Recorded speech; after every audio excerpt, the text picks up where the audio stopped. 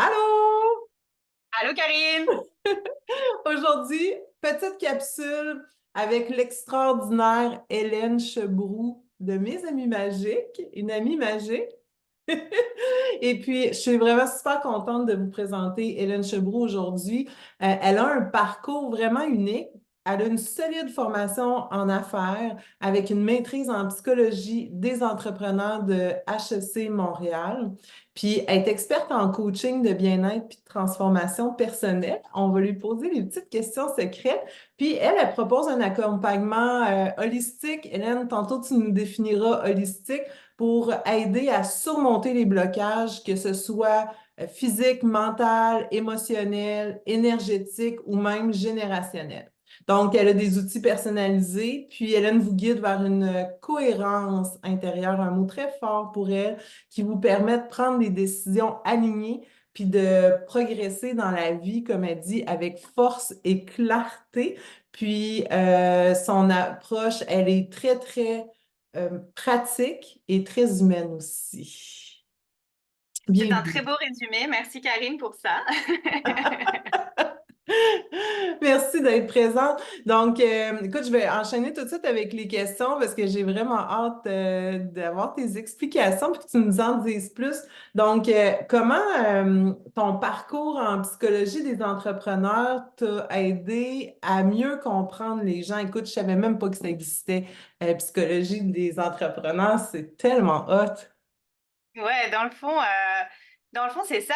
En fait, le truc, c'est que comme je pense que j'ai toujours eu, tu sais, quand tu as une ligne directrice, puis que tu es jeune, puis tu l'as pas encore conscientisé que c'est ta ligne directrice, mais dans le fond, ma mission, ça a toujours été l'être humain. J'ai toujours voulu comprendre, j'ai toujours voulu poser des mots, creuser. Bref, en tout cas, ça a toujours été un petit peu mon cheval de bataille. Puis dans le fond, c'est ça. En fait, j'étais comme en business, puis à HEC Montréal, tu sais, j'ai fait mon bac, ma maîtrise à HEC Montréal, puis rendu à la maîtrise, en fait, il fallait que je choisisse comme un sujet j'avais choisi de faire un mémoire de maîtrise, fait que j'ai choisi un sujet. Puis je suis comme, OK, qu'est-ce qui arrive si je mixe ensemble tous les sujets qui me passionnent dans la vie? Donc, l'humain, le monde des affaires, l'entrepreneuriat et évidemment la psychologie. Puis j'ai fait comme des différentes en fait comparaisons entre des bassins d'entrepreneurs issus de différents domaines. Donc par exemple le développement durable, l'entrepreneuriat plus classique et tout ça. Donc j'ai fait vraiment comme une analyse comparative. Puis tu sais, j'adorais ça. J'allais interviewer comme les entrepreneurs. Puis j'étais comme ok, c'est mon élément. Genre je suis tellement bien là-dedans. Je suis comme interviewer les gens puis savoir leur histoire. Puis tu sais, j'aurais pu aller tellement plus loin dans cette recherche-là, là, dans le sens où je voulais faire des liens entre le vécu des entrepreneurs, puis leur stratégie business, puis c'était comme fou, là, j'avais tellement d'idées.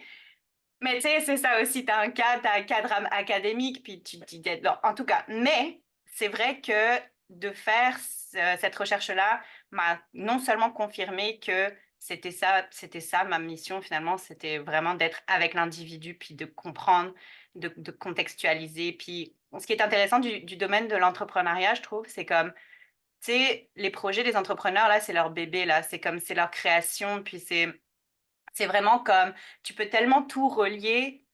En fait, leur projet est tellement le reflet de leur intérieur puis de leur psychologie que c'est hallucinant. Tu peux tellement faire plein de liens. Puis en plus que quand il y a des blocages, parce que c'est autant dans la création du projet que dans les blocages au projet. C'est un peu comme à double tranchant. Fait que c'est ça qui est intéressant. Donc oui, clairement, je Hmm. suis partie de là. Puis ça, c'était honnêtement, pour moi, c'était vraiment un terrain d'observation incroyable. Incroyable, vraiment. Hey, c'est génial, qu'est-ce que tu racontes? Puis, quand quelqu'un vient justement avec un blocage, comment tu réussis, puis tu l'aides à s'en libérer? Ouais, alors moi, j'ai vraiment une approche, dans le fond, en fait, quand j'ai commencé mes formations en développement personnel, puis en tout cas, j'ai commencé par le yoga, mais je suis vite allée vers tu sais, les côtés plutôt psychologiques. Alors, c'est vrai que j'ai commencé avec, tu vois, je te parlais d'HEC tantôt, j'ai vraiment commencé avec la porte d'entrée de la psychologie classique, puis moi aussi, je l'ai expérimenté au niveau personnel. Mais je suis vite allée sur d'autres choses parce que ça me suffisait pas. Je sentais qu'il y avait tellement plein d'autres grilles d'analyse qui Hmm. étaient qui était pertinente à prendre en compte, que pour moi, ça ne me suffisait pas la psychologie classique. Et c'est la raison pour laquelle je pense que j'ai pas fait un cursus académique en psychologie classique parce que je sentais que ça allait me limiter.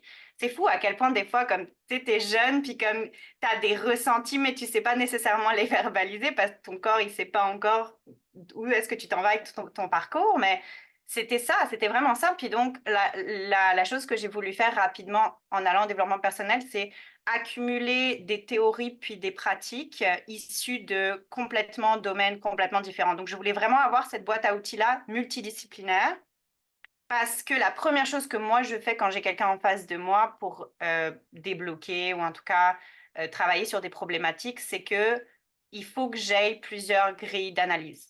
Donc, ça va être comme autant, mettons, des techniques qui incluent le corps, du travail émotionnel. Un truc que je fais beaucoup, c'est du travail émotionnel, c'est une de mes spécialités, mais au-delà de ça, c'est vraiment quand même d'avoir la grille la plus large possible. Donc, aussi la psychologie classique, aussi des théories relationnelles, tu sais, plein d'affaires. Je pense que c'est vraiment comme, encore une fois, je mets vraiment un point d'honneur à être le plus large possible parce que dans le fond, en fait, le truc, c'est ça, c'est que je veux pas avoir d'angle mort. Je veux que les angles morts, on puisse les éclairer. Puis, Hmm. tu sais, là, en général, quand on accueille les clients, c'est ça aussi un des objectifs, c'est vraiment d'aller éclairer les angles morts parce que la perspective sur une problématique, ça fait tout. Ça fait tout. Et la personne va comme switcher, va faire comme, oh mon Dieu, j'avais pas vu ça. Ouais, mais ça change tout, tu sais. C'est ça, donc ça change tout, ça change tout. Puis c'est ça, c'est ça. C'est vraiment le côté holistique, je pense, puis de vraiment d'aller dans le. Alors, c'est sûr qu'il faut aussi que la personne soit capable de, évidemment, prendre l'entièreté de la responsabilité de son propre processus. Mais ça, je veux dire, c'est une évidence. C'est comme je le nomme, mais tu sais, c'est une base en développement personnel que à partir du moment où il y a une responsabilité, ben, qui dit responsabilité dit mise en action de la part de la personne individuellement dans son propre processus. Et à partir de là, c'est là que les outils embarquent, puis c'est là que moi, je vais éclairer des points d'ombre ou des angles morts. Voilà. Et ça, il n'y a qu'en croisant les grilles d'analyse de manière multidisciplinaire puis holistique qu'on arrive à le faire. Donc, voudrais-tu préciser grille d'analyse, puis le mot holistique aussi? Quand tu parles de grille d'analyse, dans le fond, c'est différents points de vue ou veux-tu m'en dire plus? Ouais. Mais holistique, c'est tout simplement le fait d'être complet et d'apporter plusieurs disciplines, comme je le disais.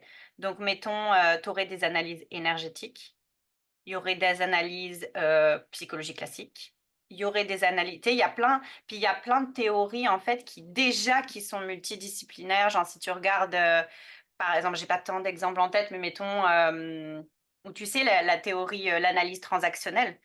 Il y a plein en fait de théories qui allient ou le focusing. Le focusing, c'est un mix d'énergétique, de corporel, de verbal, de mental.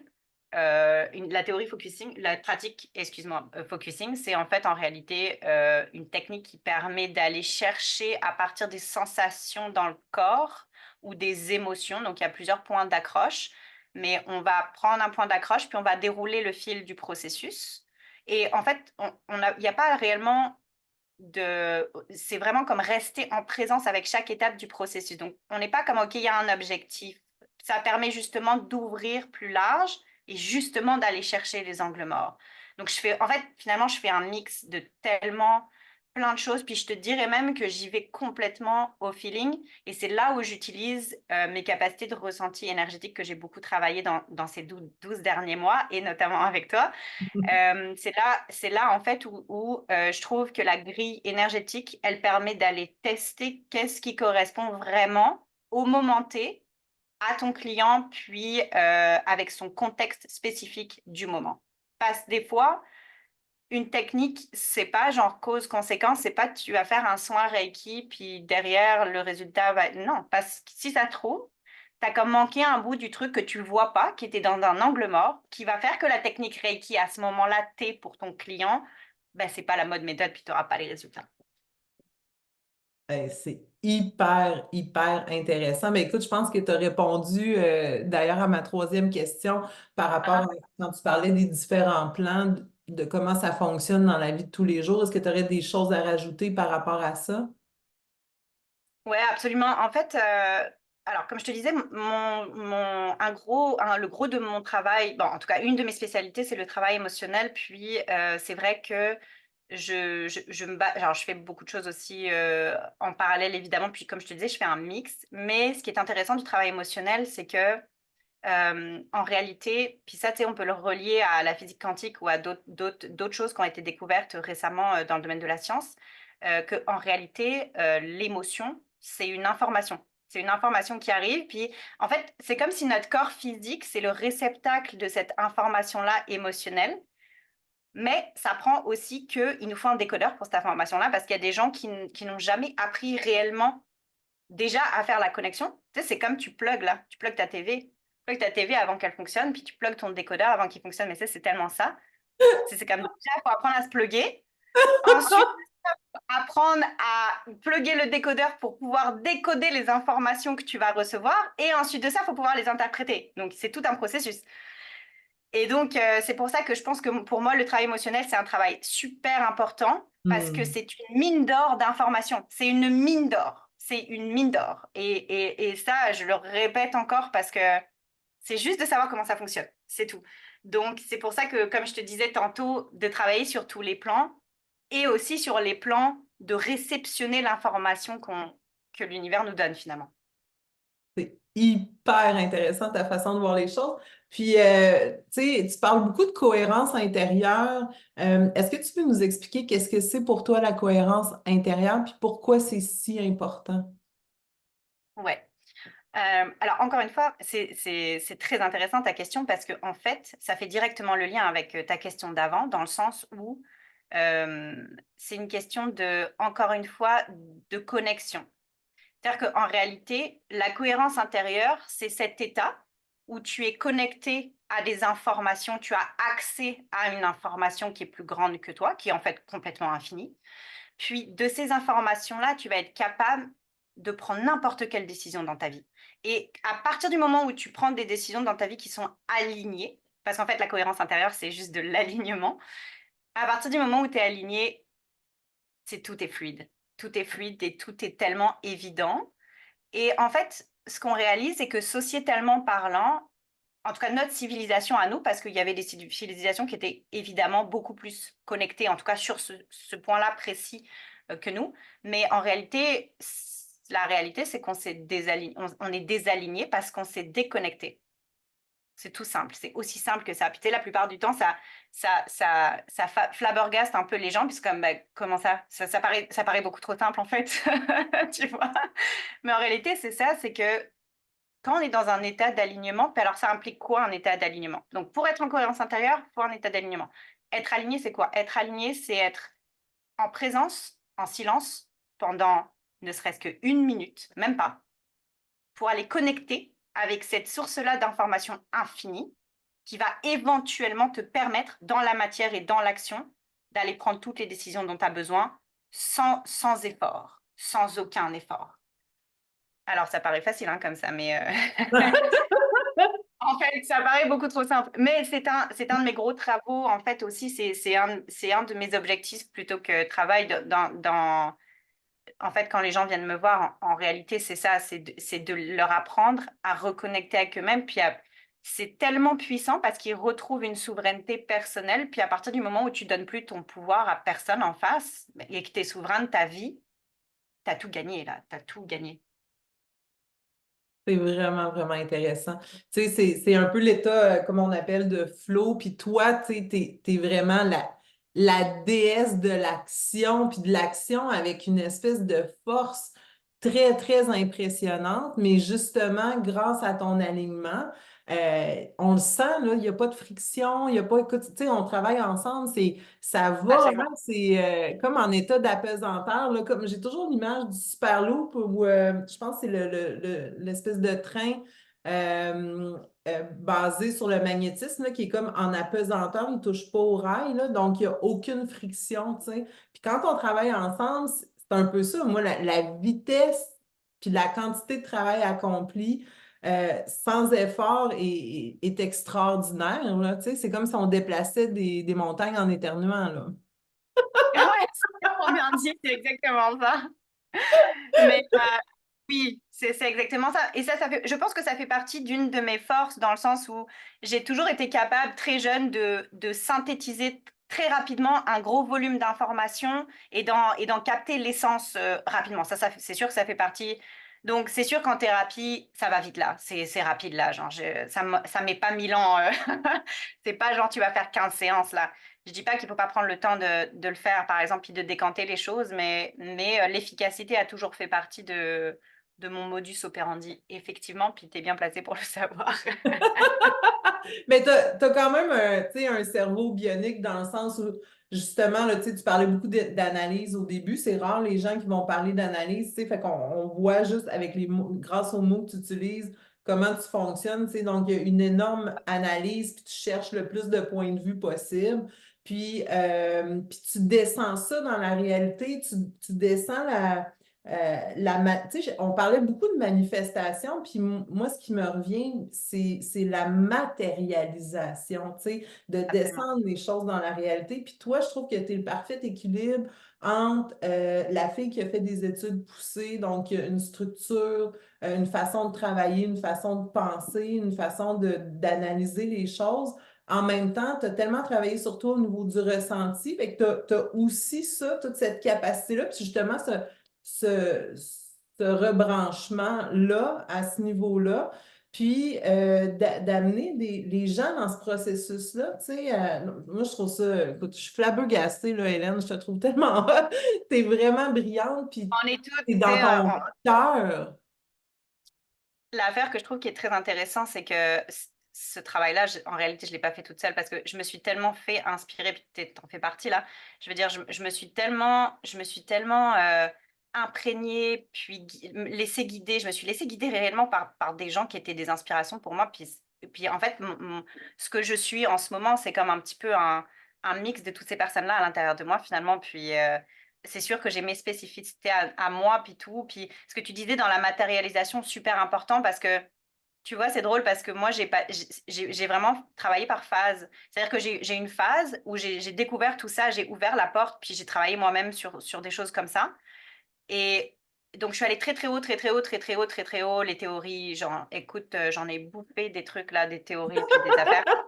Mais c'est ça l'affaire, c'est que la vie, la vraie vie, c'est qu'est-ce que tu fais avec toutes ces C'est ça. informations-là dans la matière. Ça, c'est la vraie vie. Parce que les gens qui restent, pardon pour certaines personnes, mais les gens qui restent perchés très, très haut, bah, je m'excuse, mais c'est pas ça la vie. La vie, c'est comment tu intègres tout ce que tu as, tu sais, comme dans un apprentissage normal. Comme tu sais, à l'école, tu vas prendre un cours de X, Y, Z, puis la réalité, c'est dans la pratique, tu en fais quoi de ça? Puis dans mon processus personnel, c'est quelque chose que j'ai fait. Je suis allée Hmm. percher, là, je suis allée très, très haut. Mais à un moment, je le dis très franchement. Puis je dis aussi très franchement que à un moment donné, je me suis dit, redescends, redescends, puis mets ça dans la matière. Sans ça, ça sert à rien. Tu vois? Absolument. Puis écoute, si tu avais un conseil à donner à quelqu'un qui se sent perdu, ce serait quoi? C'est une bonne question. Ben, je reviendrai encore une fois faire un lien avec l'alignement. Parce que dans le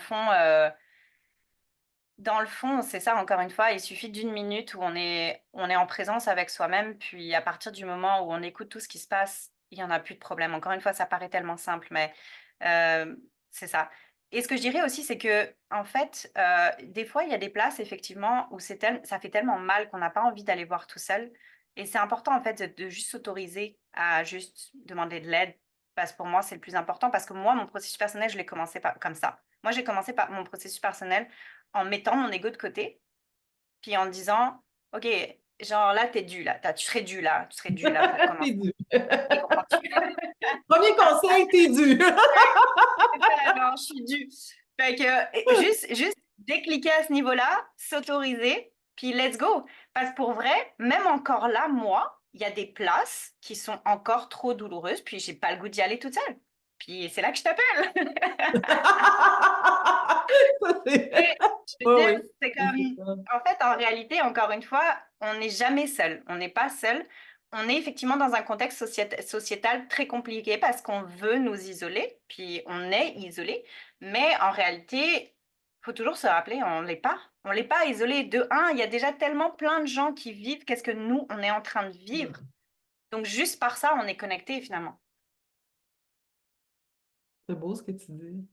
Fait que c'est ça, j'irai avec Mm. ça. Oh, génial.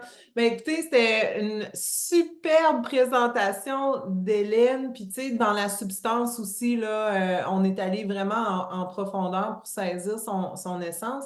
Et l'essence du travail en fait, elle dédie sa vie à œuvrer à faire, puis à accompagner les gens avec ce qu'elle a nommé. Donc, je vous invite par mes amis magiques. Hélène a son site à elle également. Donc, Hélène Chebrou, Chebroux.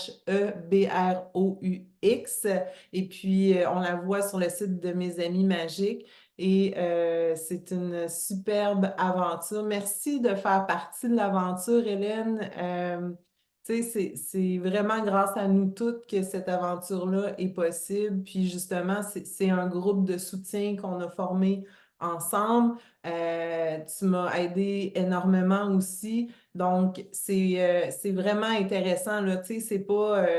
on vous présente les filles qui ont été des filles en or pour nous, qui nous ont aidés énormément, puis qui nous aident encore au quotidien de façon hebdomadaire. Donc, voilà, nous sommes nos perles, puis on a vraiment à cœur de nous ouvrir vers vous, puis de vous offrir ces perles-là aussi. Merci. Absolument, Karine, et merci à toi parce que, encore une fois, tu as été à l'initiative de ce projet-là. Puis moi, je suis comblée en ce moment par ce projet. Fait que merci pour tout et on vous retrouve très bientôt. Bye!